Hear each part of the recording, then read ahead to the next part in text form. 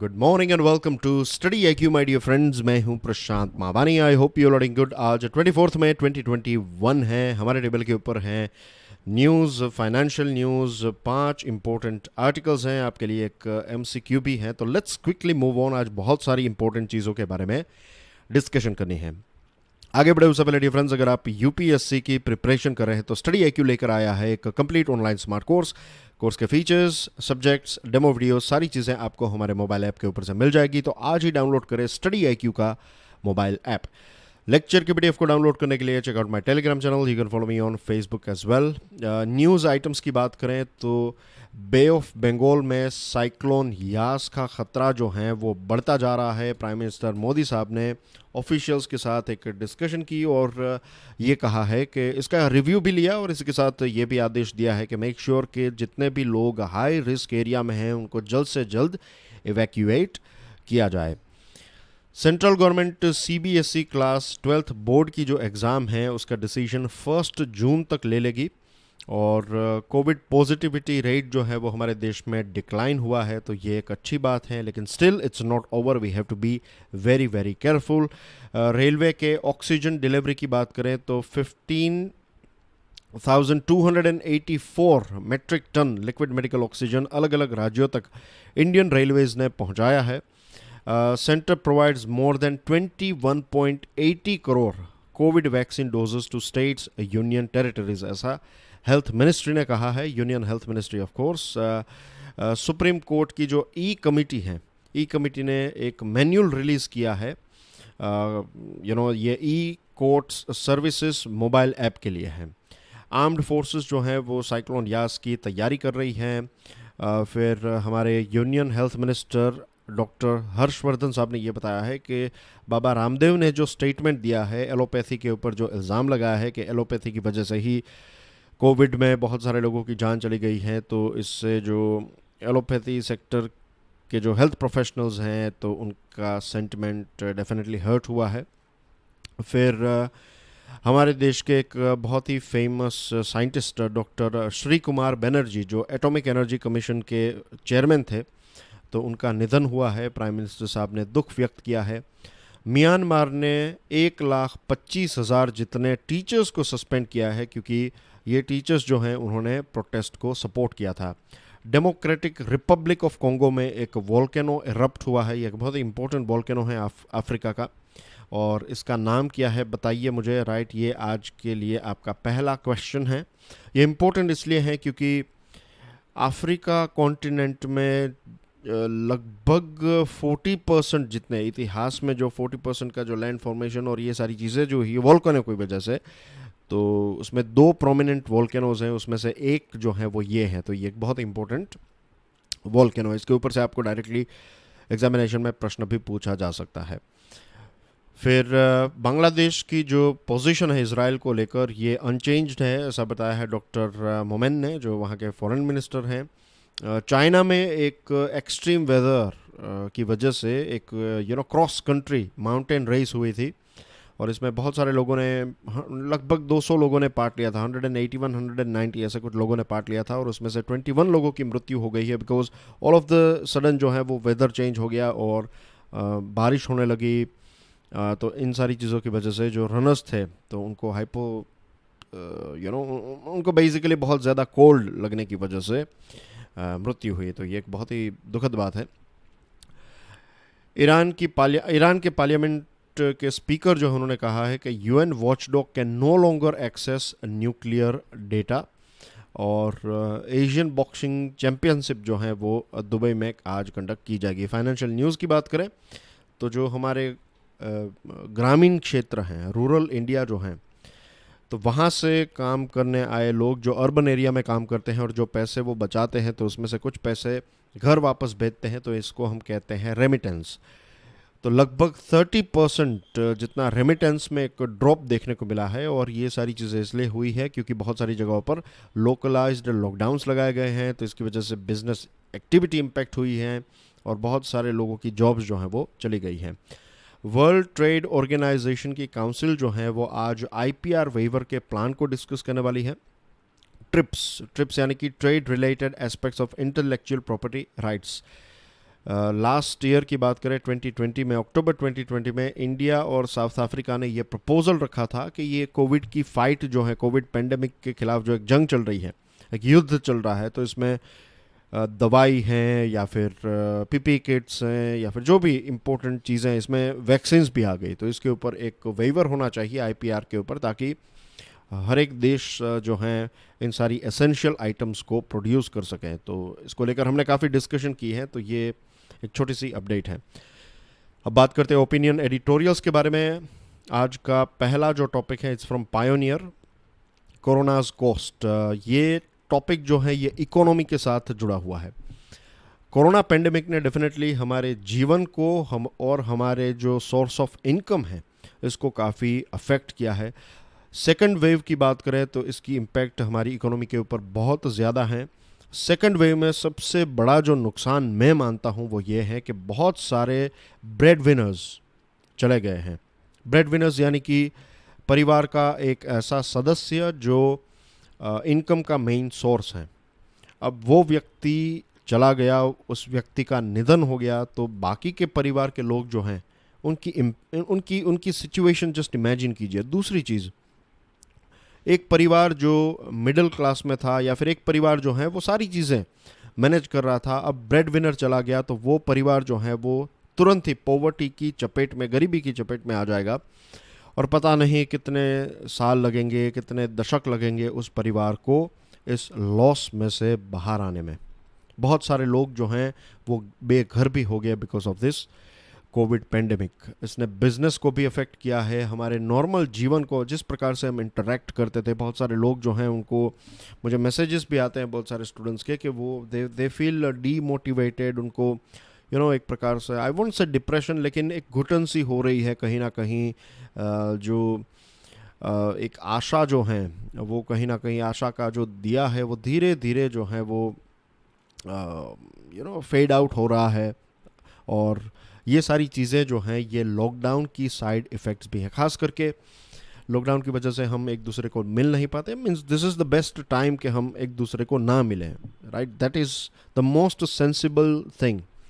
तो अगर आप अकेले हैं तो जस्ट टेल योर सेल्फ के आज ये साल, ये कुछ महीने आपने संभाल लिए, उसके बाद पूरा जीवन है, we can do all those things hopefully जो हम पहले करते थे। एक नॉर्मल या फिर बैक टू नॉर्मल लाइफ जो है वो तभी पॉसिबल है अगर हम आज के इस प्रेजेंट चैलेंज को संभाल सकें।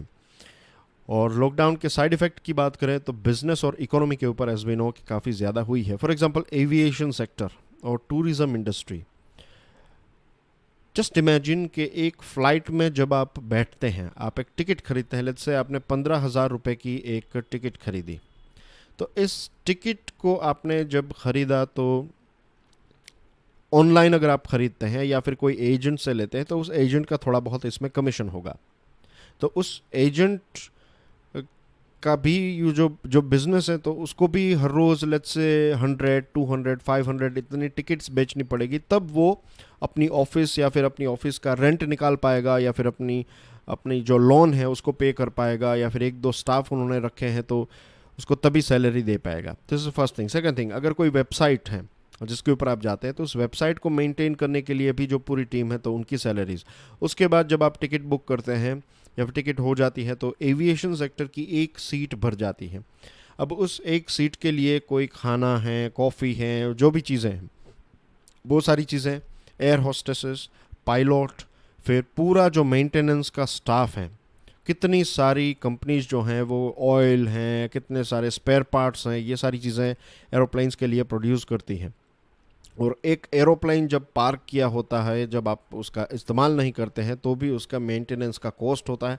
तो ये सारी चीज़ें जो हैं, आपकी एक टिकट जो है वो भले ही आपको इतना बड़ा ना लगे, लेकिन इट एड्स, छोटे छोटे ड्रॉप्स से ही एक समंदर बनता है। Same thing goes with aviation industry, tourism industry, right? Hotels की बात करें, अब एविएशन सेक्टर और टूरिज़्म सेक्टर जो है ये सर्विस सेक्टर का पार्ट है, और बहुत सारी गुड क्वालिटी की, अच्छी क्वालिटी की, हाई पेड जॉब्स जो हैं वो टूरिज़्म सेक्टर क्रिएट कर सकता है और करता भी है।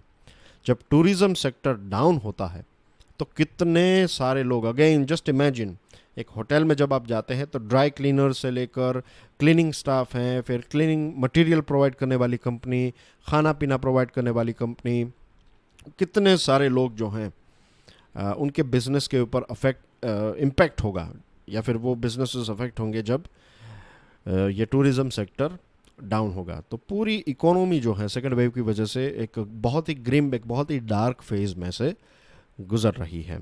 बहुत सारे लोगों ने बिजनेस के जो डिसीजंस थे उनको पोस्टपोन कर दिए। कोई एक नया स्टोर खोलने वाला था, I know one of my friend, right, तो उनकी उनकी एक सिचुएशन, दो फ्रेंड्स हैं, I will give you example of two friends. एक फ्रेंड का रेस्टोरेंट था, उसने कुछ दिनों पहले ही उस रेस्टोरेंट को हमेशा के लिए बंद कर दिया। पिछले एक साल से वी वर वॉचिंग के ही वो struggling with money and everything. एक अच्छा खासा रेस्टोरेंट जो है वो लॉकडाउन और ये सारी कोविड-19 की वजह से धीरे धीरे आज बंद हो गया। उसके पास कोई बिजनेस नहीं है, राइट। वो एक ऐसे ऐसे व्यक्ति की मैं बात कर रहा हूँ, he was doing absolutely well, he was doing very well, लेकिन पिछले एक साल में इतना नुकसान हुआ है कि जो भी सेविंग्स थी, जो भी चीज़ें थी, इट्स ऑल गॉन। दूसरा एक फ्रेंड है जिसने हाल ही में एक ये सेकंड वेव जो स्टार्ट हुई उससे पहले उन्होंने एक नई शॉप खोली है, ये एक्सेसरीज़ और ये सारी चीज़ें वो बेच रहे हैं। बट जैसे ही उन्होंने स्टोर खोला, ओपनिंग हुई, ये सारी चीज़ें, और उसके कुछ ही दिनों के बाद ये सेकंड वेव की शुरुआत हुई और अब एक लंबे टाइम से उनकी भी दुकान जो, तो ऐसे कितने सारे लोगों को आप भी जानते होंगे। This are real life examples. तो कितने सारे जो नया स्टाफ था, या फिर जो होटल वाला, जो रेस्टोरेंट की बात कर रहा था, नॉट होटल, जो रेस्टोरेंट का मेरा दोस्त, रेस्टोरेंट वाला जो दोस्त है, तो उनका जो स्टाफ था, तो कुछ लगभग 20 लोग उस रेस्टोरेंट में काम कर रहे थे, उनकी जॉब चले गए, वो अपने अपने गांव वापस चले गए। तो ऐसी स्टोरीज हर जगह पर हैं।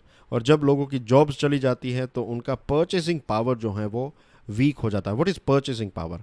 परचेसिंग पावर का एक बेस्ट एग्जांपल ये है कि अगर आप लेट्स से हर महीने 10,000 रुपये कमाते हैं तो उसमें से कुछ ना कुछ खर्च करेंगे, राइट। तो आपका परचेसिंग पावर वो, अगर आप फिर 10,000 में से 1 लाख रुपए कमाने लगेंगे तो आपका परचेसिंग पावर स्ट्रॉन्ग हो जाएगा। आप एक कार खरीदेंगे, आप नया फ़ोन खरीदेंगे, आप बहुत सारी चीज़ें, कपड़े खरीदेंगे, etcetera, right, washing machine, whatever.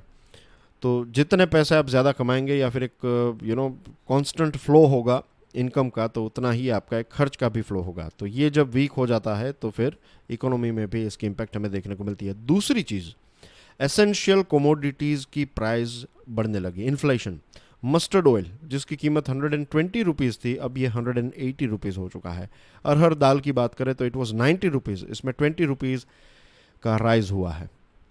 और कुछ ऐसे एक्सपेंसेस होते हैं जिनको हम कहते हैं fixed expenses. For example home rent है, या फिर लोन है, आपका इलेक्ट्रिसिटी का बिल, ये सारी चीज़ें आप कट नहीं कर सकते हैं। ये सारी चीज़ें तो आएगी, थोड़ा बहुत इसमें प्लस माइनस होगा, 500 रुपीज़ कम या ज़्यादा हो सकते हैं, लेकिन यू हैव टू पे इलेक्ट्रिसिटी बिल, आपको मोबाइल का बिल, इंटरनेट का बिल, रेंट है। तो ये सारी चीज़ों के एक्सपेंसेस तो आपको करने ही हैं, मीन्स होंगे ही।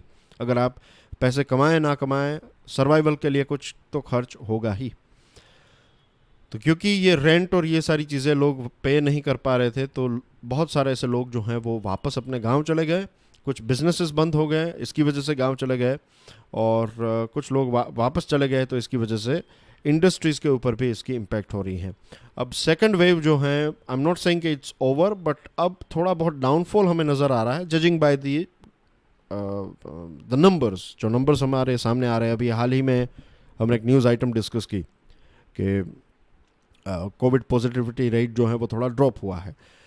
तो वो पीक जो है वो शायद ख़त्म हो गया है, लेकिन एक्सपर्ट्स कहते हैं कि अक्टूबर में थर्ड वेव आ सकती है। तो अगेन ये सारी चीज़ें जो हैं वो रिपीट होगी। और बहुत सारे लोग कह रहे हैं कि लॉकडाउन का क्या रियली में कोई फ़ायदा है, क्योंकि दिल्ली में हमने देखा कि केसेस जो हैं वो अप्स एंड डाउन्स, बहुत सारी जगहों पर केसेस अप्स एंड डाउन्स हुए। तो क्या इसका सॉल्यूशन है? आई थिंक इसका एक ही सॉल्यूशन है कि अगर हम इकोनॉमी को कंटिन्यू रखना चाहते हैं, लॉकडाउन से अगर हम लॉकडाउन अगर काम नहीं कर रहे हैं, तो फिर I would say behavioural change, right. लोग, हर एक व्यक्ति मास्क पहने, सोशल डिस्टेंसिंग का पालन करें, सेफ्टी या फिर सैनिटेशन और ये सारी चीज़ें, सैनिटाइज़र यूज़ करना, हैंड वॉश करना, ये सारी चीज़ें करें और जब पॉसिबल हो, जितना जल्दी पॉसिबल हो, वैक्सीनेट करें। तो ये कुछ ऐसे स्टेप्स हैं जिससे हम लॉकडाउन को डॉज कर सकते हैं और कोविड की थर्ड वेव को भी डॉज कर सकते हैं।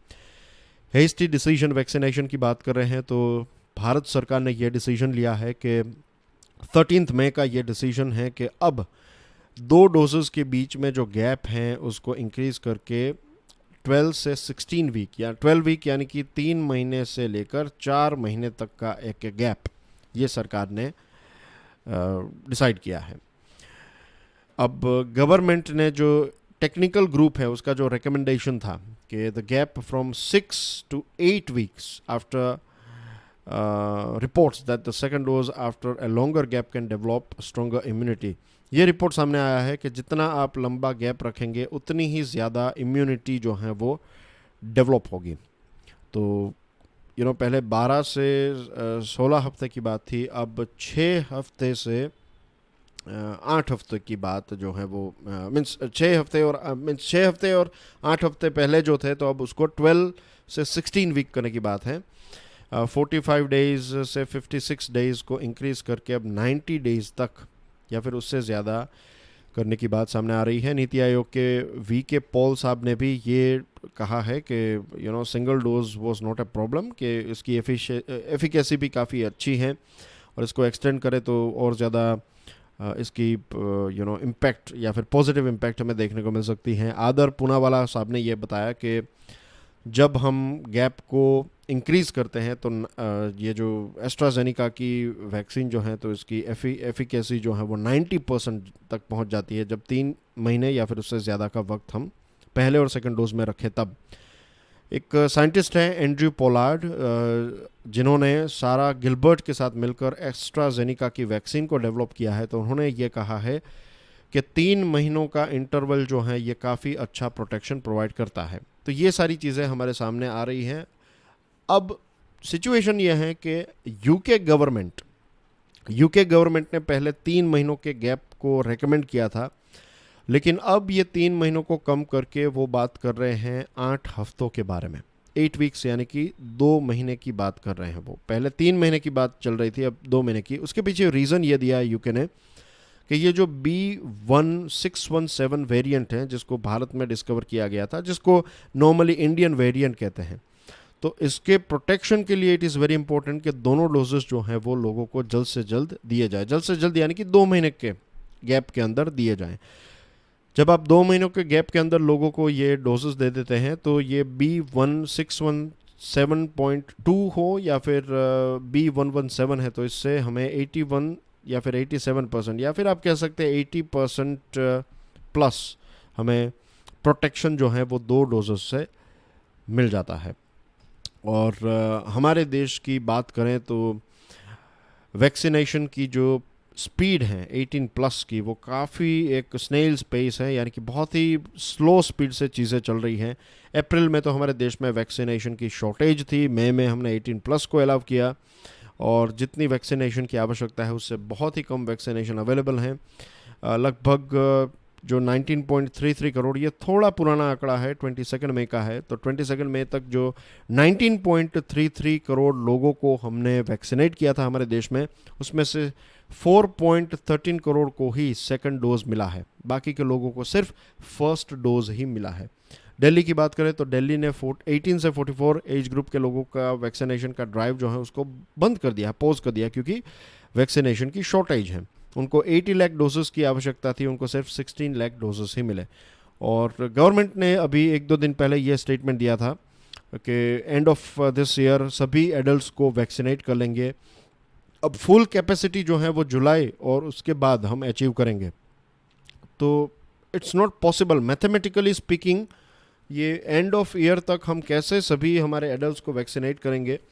तो दिस इज़ बिट ये एक कन्फ्यूजन क्रिएट करती है कि सरकार किस आधार पर ये कॉन्फिडेंस बता रही है कि हम एंड ऑफ द ईयर 2021 के एंड से पहले सभी एडल्ट्स को वैक्सीनेट कर देंगे। आई होप ये हो जाए, लेकिन आंकड़ों के ऊपर बात करें तो ये पॉसिबल फ़िलहाल तो नहीं लग रहा है। मैं अभी आपको एक MCQ पूछ लेता हूँ। चाइना के एक बहुत ही फेमस एग्रीकल्चरल साइंटिस्ट जिनको हाइब्रिड राइस का पिता माना जाता है, और इनकी खोज की वजह से चाइना जो है वो फूड सिक्योरिटी अचीव कर पाया। ऐसे एक बहुत ही फेमस साइंटिस्ट का हाल ही में निधन हुआ है। तो इनका नाम क्या है बताइए। 4 ऑप्शंस आपकी स्क्रीन के ऊपर हैं। ऑफ कोर्स पीडीएफ को डाउनलोड करने के बाद आप आराम से इस क्वेश्चन को दोबारा पढ़ सकते हैं।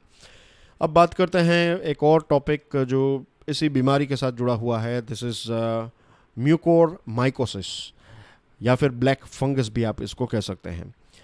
अब हमारे देश में 6 मई के आंकड़ों की बात करें तो 4.14 लाख लोगों को एक दिन में इतने कोविड हुए, और टोटल केसेस जो हैं वो 15 मिलियन यानी कि 1.5 करोड़ हमारे देश में एक्टिव केसेस थे। 18 मई की बात करें तो हर रोज़ लगभग 4,500 लोगों की मृत्यु हो रही थी, और टोटल आंकड़ा 1.5 कहते हैं, बट मेरा मानना है ये उससे भी ज़्यादा डेफिनेटली होगा। तो लाखों लोगों की जान चली गई। इकोनॉमी के नुकसान के बारे में तो हमने अभी डिस्कशन की, और अब एक नई बीमारी है ये ब्लैक फंगस जो हैं, ये एक बहुत बड़ा खतरा है। तो हेल्थ मिनिस्ट्री ने ये कहा है, सभी राज्यों को आदेश दिया है कि आप ये जो ब्लैक फंगस या फिर म्यूकोरमाइकोसिस के जो केसेस हैं उनको एपिडेमिक डिजीज़ एक्ट 1897 के तहत इसको एक नोटिफाइबल डिजीज़ के तौर पर जारी कीजिए। यानी कि जितने भी कोई सस्पेक्टेड या फिर कंफर्म्ड केसेस हैं तो उनको आपको रजिस्टर करना है।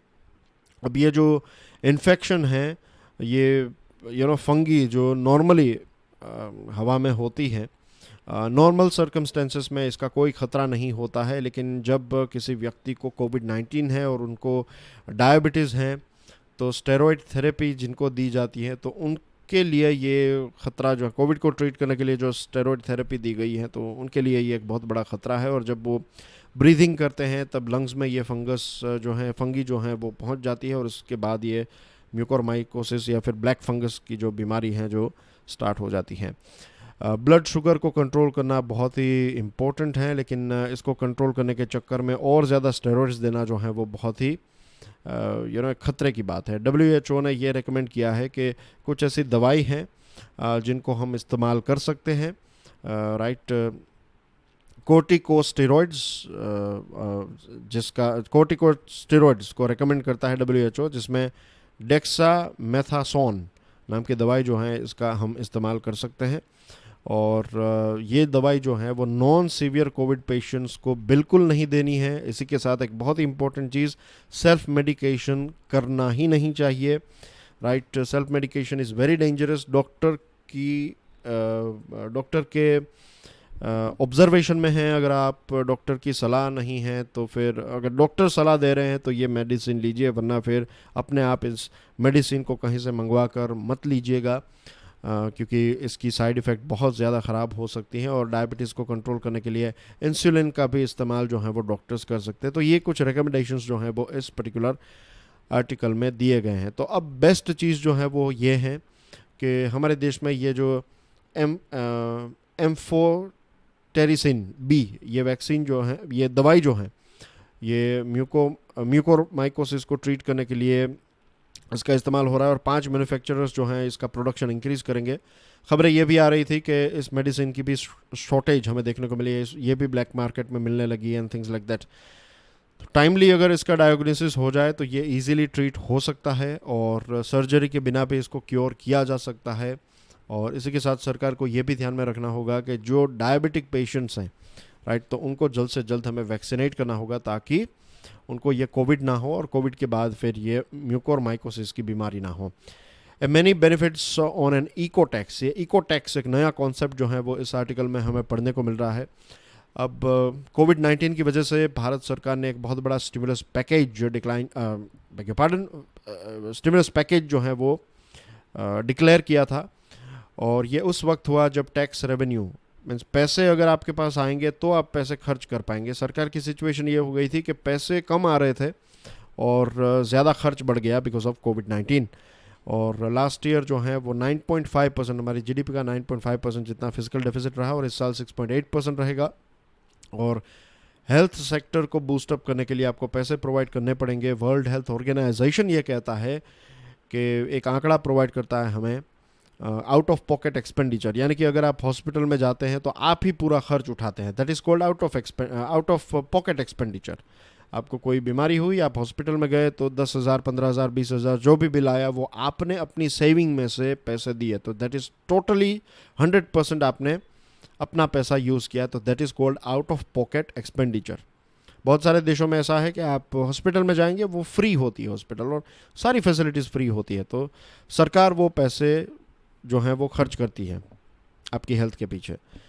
तो हमारे देश में बात करें तो हेल्थ एक्सपेंडिचर मीन्स आपने 1 लाख रुपए जो खर्च हैं तो उसमें से 10,000 रुपये आपने खर्च किए, 10%। तो ऐसी कैटेगरी के लोग हमारे देश में 17.33% हैं, जो जिन्होंने 17.33% of the population in India ने 10% से ज़्यादा आउट ऑफ पॉकेट एक्सपेंस किया हेल्थ के पीछे। रूरल एरिया में ये आंकड़ा थोड़ा ज़्यादा है। ग्लोबल एवरेज है 12.67% और साउथ ईस्ट एशिया में 16% हैं। वेस्ट पैसिफिक रीजन में थोड़ा ग्लोबल एवरेज से ज़्यादा हैं और 25% से ज़्यादा आउट ऑफ पॉकेट एक्सपेंडिचर की बात करें तो हमारे देश के 3.9% पॉपुलेशन और रूरल एरिया में 4.3% population out of pocket expenditure 25% से ज़्यादा आउट ऑफ पॉकेट एक्सपेंडिचर जो है वो करते हैं। उनकी इनकम की बात हो रही है, उनकी इनकम अगर 1 लाख रुपए है तो 25,000 रुपये वो हेल्थ में दे रहे हैं, रफली speaking. Economic survey of India जो है 2019 का, वो ये कहता है कि अगर हम हेल्थ में जो 1% के आसपास खर्च कर रहे हैं तो उसको 2.5 से 3% अगर कर दें तो आउट ऑफ पॉकेट एक्सपेंडिचर में 65 से 30% जितना ड्रॉप जो है वो हमें देखने को मिलेगा। अगर आप 10,000 रुपये खर्च कर रहे थे तो लगभग अब आप 3,000 या फिर 6,000 रुपये खर्च करेंगे, 3,000 या फिर उससे भी कम, या फिर 4,000 लेट्स से। तो एक बहुत बड़ा ड्रॉप आपको देखने को मिलेगा अगर ओवरऑल हम हेल्थ के पीछे पैसे ज़्यादा स्पेंड करें तो। अब उसके लिए आपको पैसे भी चाहिए, राइट? तो पैसे कहाँ से आएंगे? तो इसके लिए यहाँ पर ये बात की है कि आप कुछ रिफॉर्म्स कीजिए। एनवायरनमेंट की वजह से कोविड-19 और इस प्रकार के ख़तरे बढ़ते जा रहे हैं। एनवायरनमेंट और क्लाइमेट चेंज की वजह से और ज़्यादा ज़ूनोटिक डिजीज़ेस जो हैं वो आ सकते हैं। तो हमें क्या करना चाहिए? हमें एक प्रकार का इको टैक्स अप्लाई करना चाहिए। एक नया आर्किटेक्चर हमें बनाना पड़ेगा जो क्लीन हो, क्रेडिबल हो, ट्रांसपेरेंट हो, प्रेडिक्टेबल हो। तो एक प्रकार का टैक्स जो है वो हम कलेक्ट करें, इको टैक्स, और इन पैसों का इस्तेमाल जो है वो हम एनवायरनमेंट के लिए, हेल्थ के लिए जो है वो स्पेंड कर सकते हैं। और मद्रास स्कूल ऑफ इकोनॉमिक्स जो है तो उन्होंने पूरा एक साइंटिफिक असेसमेंट किया है कि कैसे हम इन पैसों का, इस इको टैक्स जो है उसमें जो पैसा आएगा इस फंड में, तो इसका इस्तेमाल हम एनवायरनमेंट को प्रोटेक्ट करने के लिए और इसके साथ साथ हेल्थ के लिए भी यूज़ कर सकते हैं। तो इसकी 3 बातें बताई गई हैं, यहाँ पर 3 पॉइंट्स दिए हैं कि वे सारी सब्सिडीज़ जो प्रोडक्ट्स हैं जो एनवायरनमेंट को हार्म करते हैं, हेल्थ को हार्म करते हैं, तो ऐसे प्रोडक्ट्स के ऊपर सब्सिडीज़ को बंद किया जाए। बी पॉइंट ये है कि जो एग्जिस्टिंग टैक्सेस हैं एनवायरनमेंट को सपोर्ट करें, इस प्रकार में इसका स्ट्रक्चर किया जाए और नए टैक्सेस एनवायरनमेंटल टैक्सेस के तौर पर हमें इम्प्लीमेंट करने होंगे। अब 2 प्रकार के टैक्सेस हम कर सकते हैं, एक रेवेन्यू न्यूट्रल और एक रेवेन्यू ऑगमेंटिंग। रेवेन्यू ऑगमेंटिंग यानी कि सरकार का रेवेन्यू इंक्रीज हो इन टैक्सेस से, राइट? अब इसमें आपको क्या करना होगा, या फिर इसमें सजेशन ये दिया है कि अगर आप इसमें से रेवेन्यू कमाना चाहते हैं, रेवेन्यू जनरेट करना चाहते हैं, तो आप ये 3 बड़ी चीज़ें बताई गई हैं। फॉर एग्जांपल कोई व्हीकल्स हैं, ट्रांसपोर्ट के व्हीकल्स जो ज़्यादा पोल्यूशन करते हैं, तो अगर ज़्यादा पोल्यूशन करते हैं तो ज़्यादा टैक्स, कम पोल्यूशन करते हैं तो उस हिसाब से कम टैक्स। दूसरी चीज़ कि एनर्जी सेक्टर, अगर फॉसिल फ्यूल और इन सारी चीज़ों का इस्तेमाल हो रहा है तो उनके ऊपर भी एक इको टैक्स लगाया जाए। और वेस्ट जनरेशन और यूज़ ऑफ नेचुरल रिसोर्सेज, अगर आपकी कंपनी ज़्यादा वेस्ट जनरेट कर रही है तो इको टैक्स ज़्यादा होगा। अगर आप नेचुरल रिसोर्सेज का इस्तेमाल कर रहे हैं तो भी आपके ऊपर इको टैक्स लगेगा। जितना कम करेंगे उतना कम टैक्स लगेगा।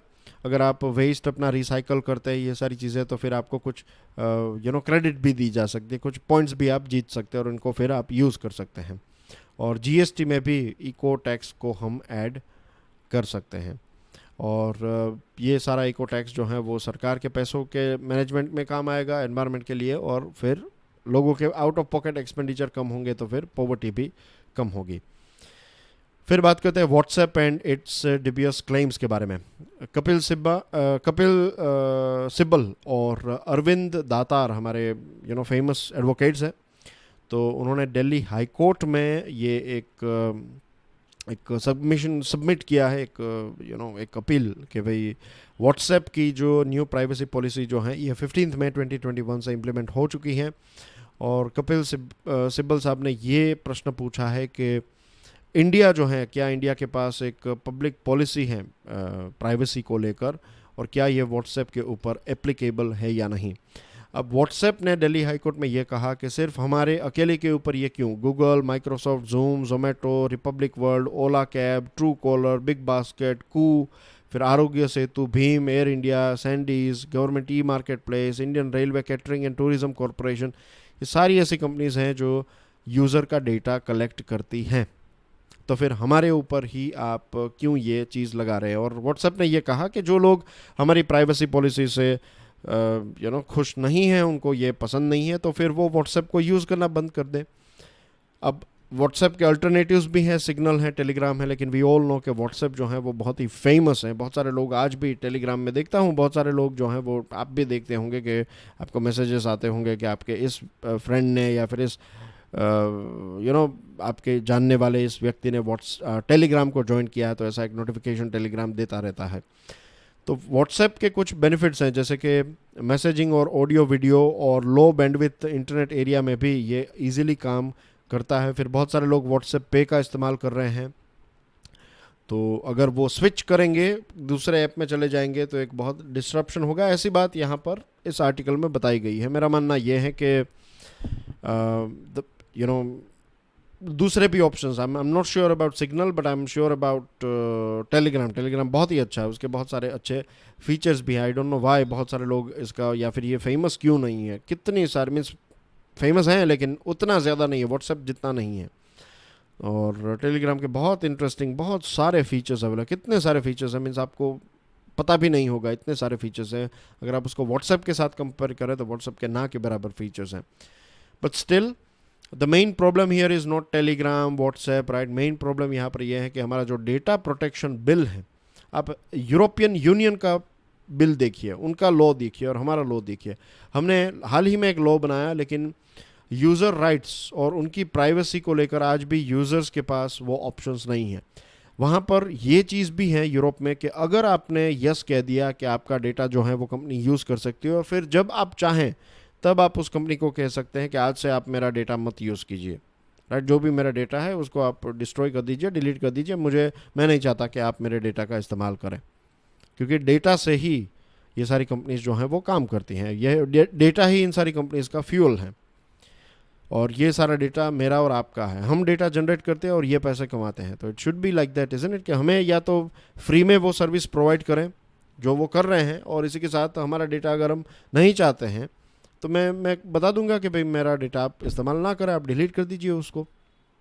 तो ये ऑप्शन यूरोपियन यूनियन में है, हमारे देश में वो चीज़ नहीं है। तो बेस्ट इज़ कि हम हमारा डेटा प्रोटेक्शन बिल जो है उसको और ज़्यादा, उसको एक रीफॉर्मुलेट करें, उसको फिर से बनाएं, और उसमें जो भी खामियां हैं उसको सुधारें। तब जाकर ये सारी कंपनीज जो हैं वो भारत सरकार के बनाए गए नियमों का पालन करेगी। जब तक लूप होल्स रहेंगे तब तक इस प्रकार के केसेस जो हैं वो चलते रहेंगे। एंड कल जो मैंने आपको, कल यानी कि सैटरडे को जो प्रश्न पूछा था, उसका आंसर आपकी स्क्रीन के ऊपर है। That's everything in today's discussion. आज बहुत सारे इंपॉर्टेंट टॉपिक्स के बारे में हमने डिस्कशन की है। तो that's it from my side. I will see you tomorrow. Till then enjoy your studies. God bless you all. Jai Hind.